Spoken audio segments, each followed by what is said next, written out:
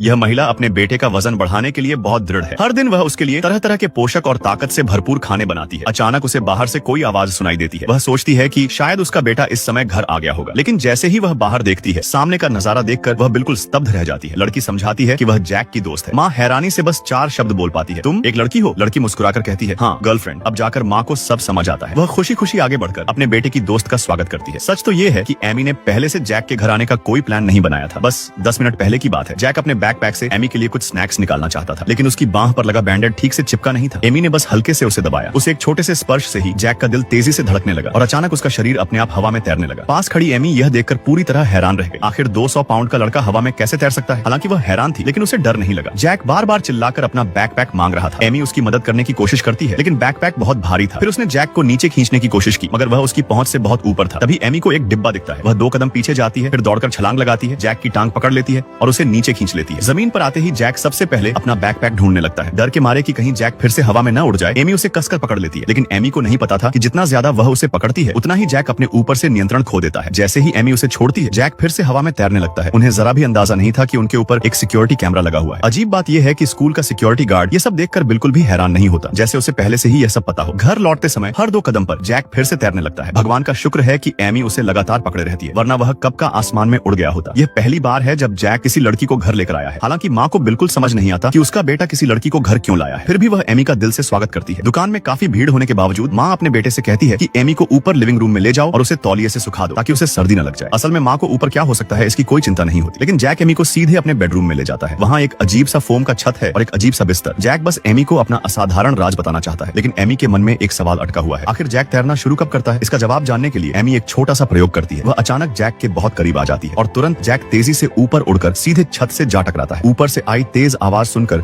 नीचे बैठे ग्राहक हैरान रह जाते हैं। माँ तुरंत उन्हें समझाती है कि ऊपर फर्नीचर खिसकाया जा रहा है और बेचारा जैक छत से चिपक कर रह जाता है।